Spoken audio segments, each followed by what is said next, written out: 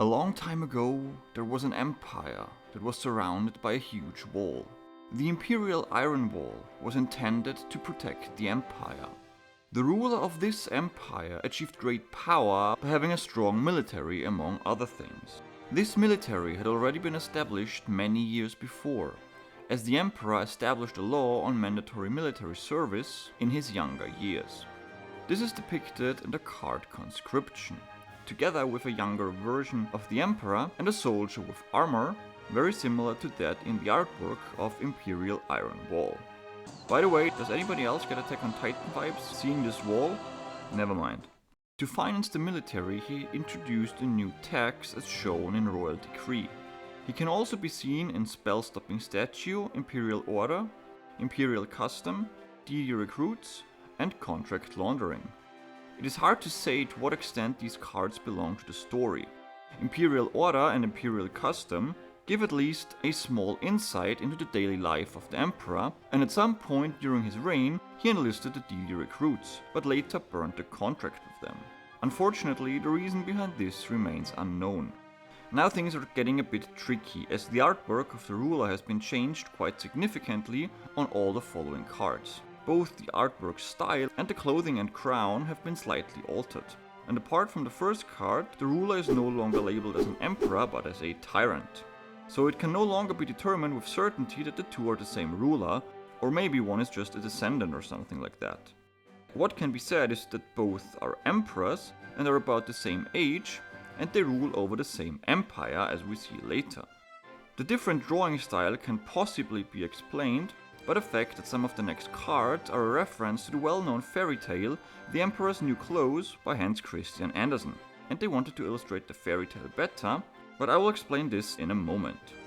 As you can see, it is very difficult to make a clear distinction here, if it is the same emperor or maybe father and son. So I will continue to tell the story in such a way that it is about the same emperor all the time. This approach just seems more coherent for the overall picture of the story for me. But I'd be very interested in your thoughts about that in the comments. So let's continue with the story. As an emperor, it was only natural that he should have his own public holiday.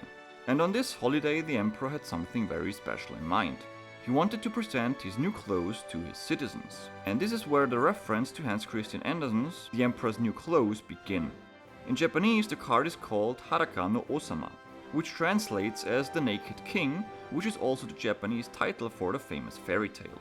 And just like in the fairy tale, his servants are laughing at him in the artwork, The Emperor's Holiday. Enraged by this humiliation, the emperor returned to his palace. Once there, he unleashed his fury, as can be seen in the artworks of Tyrant's Tirade, Tyrant's Temper, and Tyrant's Tantrum. If we only go by the fairy tale, the three henchmen were punished for not telling the emperor that he was not wearing any clothes. For context, in The Emperor's New Clothes, an emperor is offered new clothes by two tailors that would not only look magnificent, but would also have the special feature that they could not be seen by anyone who was stupid or unfit for their duties. The emperor immediately commissioned them and had his henchmen constantly check their work. However, the fabrics in question never existed, and so the henchmen never saw any clothes. But as this would imply that they were stupid or unqualified, they all highly praised them. And so it happened that the emperor wanted to present his new clothes at a big parade. The end result of the fairy tale can be seen in the card The Emperor's Holiday, and therefore the following tantrum. But let's leave the fairy tale theme for now and take a closer look at the artworks. The Emperor's victims were not just some nameless fillers, but in fact Field Commander Raz, the Motivating Captain, which is a younger version of the Marauding Captain, and the Goblin Attack Force. Three cards that have their own stories to tell, but I'll cover those stories in separate videos. Both Raz and the Captain look very exhausted or wounded, and their armor is damaged. Field Commander Raz and the Motivating Captain probably returned from a battle. The end of this battle is shown in the artwork of Motivating Captain, and the warrior returning alive also supports this theory. Contrary to many opinions, I think that this is the Motivating Captain and not the Marauding Captain, mainly because of two things. First of all, the arrows in the artworks, and more importantly, his scar on the left eye. Neither in the Motivating Captain nor the warrior in Warrior Returning Alive I can see this scar, but the Marauding Captain has it. He probably gets this scar much later during the battle against the Terror King Archfiend. which can be seen in the artwork of Battle Scarred. But I'm drifting off again. In this scenario, the Emperor is probably throwing a tantrum because of a failed military campaign. Whichever scenario you prefer or whether you combine them, the result is the same. Lack of money. Either through the cost of the failed military campaign or the horrendous sum the Emperor has spent on his new clothes. So what did he do? First of all, it was time for some binge eating. And then he raised the taxes, as can be seen on the card Royal Writ of Taxation. Those who could not pay had to do forced labor or were imprisoned. The Emperor's reign of oppression had begun, but the people believed that one day they would regain their freedom. The three cards Oppressed People, People Running About, and United Resistance describe the transition of an oppressed nation to a looming revolution, and they do in several ways. Let's start with the card texts. They are oppressed, but believe they will have their freedom someday.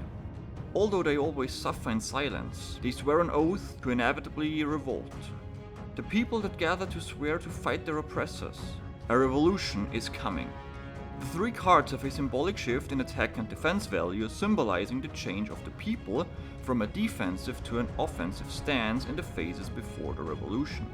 Oppressed People is the most defensive of the three cards with the highest defense value, while the United Resistance represents the role of the aggressor with the highest attack values, and People Running About, which symbolizes a state of confusion and has an attack and defense value of 600. The state of aggression of the transition from tolerance to revolution are also represented by the increase in the levels of each card, starting with level 1 Oppressed People and ending with level 3 United Resistance. And also something else is notable.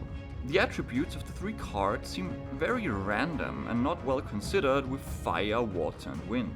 But this was probably intentional, because they are supposed to be an indication of the colors red for fire, blue for water, and white for wind. I know wind is green, but they did not have a white attribute type. So we have the colors blue, white, and red, and a revolution. Do you see what I'm aiming at? I'm talking about the French Revolution at the end of the 18th century, of course.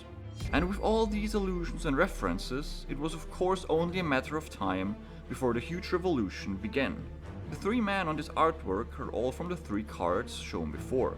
On the left, the man being whipped in Oppressed People, on the right the blonde man from People Running About, and in the center the man on the corner from United Resistance.